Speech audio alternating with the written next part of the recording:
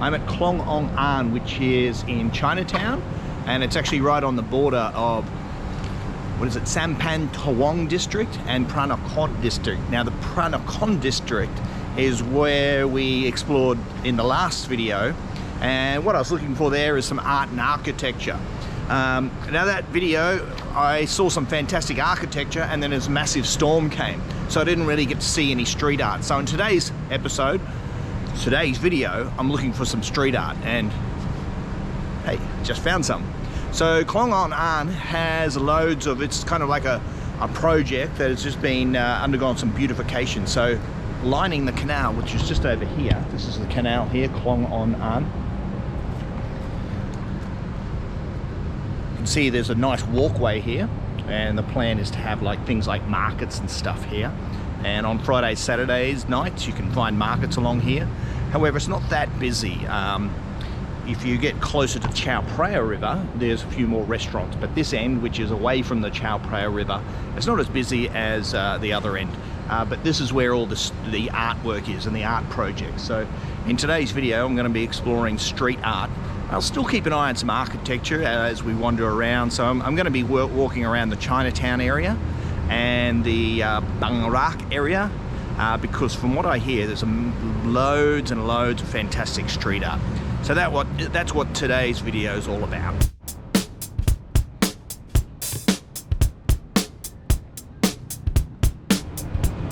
So I've been living in Bangkok for a year and a half now, and I'm really enjoying discovering this magical city. To me, Bangkok is much like the lotus flower. The lotus flower has many, many layers to it, and it blooms in warm weather.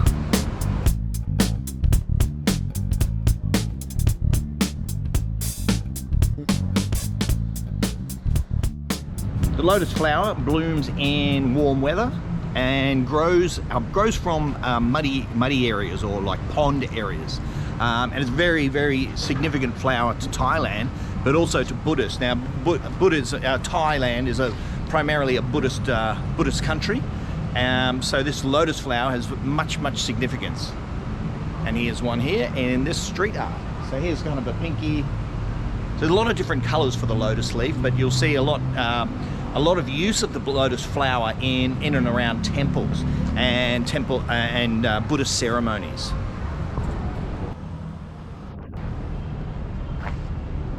The lotus flower blooms, emerges from mud or pond areas, and it's always striving for the warmth and the light of the sun. And this is kind of what represents the Buddhist spirituality, this quest from rising from the mud, rising from the murkiness, striving for purity and holiness.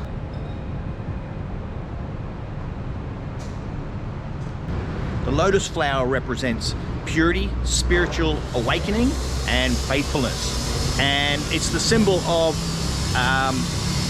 the Buddhist quest. It's a symbol of the Buddhist quest for striving for enlightenment, arising from that murky waters of disillusionment, striving for purity.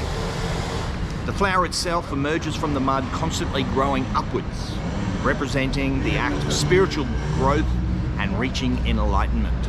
The lotus flower comes in many different colours, but there's a couple of colours that have great significance in Thai and Buddhist culture. The white lotus represents spiritual perfection. The blue lotus represents wisdom. The pink lotus represents Buddha, whilst the yellow lotus represents spiritual ascension. So the lotus flower to me it really does represent Bangkok and my quest to discover more and more about Bangkok. The more I actually kind of discover, the more layers I peel, the more I can peel back, and the more layers, the more it reveals its beauty to me. So just traveling around the streets, just putting this in context, in Bangkok, just my journey here.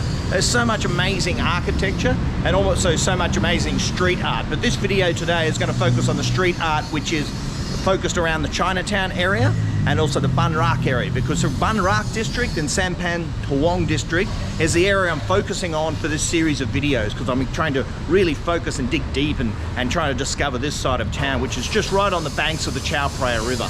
So one of the best things to do when you're in Bangkok is to travel by taxi, and back pre-COVID times you could sit up the front seat and have a really good look around. But Probably the worst way to see the town is in the back of a tuk-tuk, because tuk-tuks, if you're a big framed person, a tall kind of Westerner like me, it's actually really hard to see clearly. So I would recommend walking is number one. Walking is the best way to discover Bangkok, but the second best way is in the front seat of a taxi, where you can have a good look around at all the amazing architecture and art that's on offer here in Bangkok. So let's go on a journey. Let's go and find as much street art, cool street art as we can today.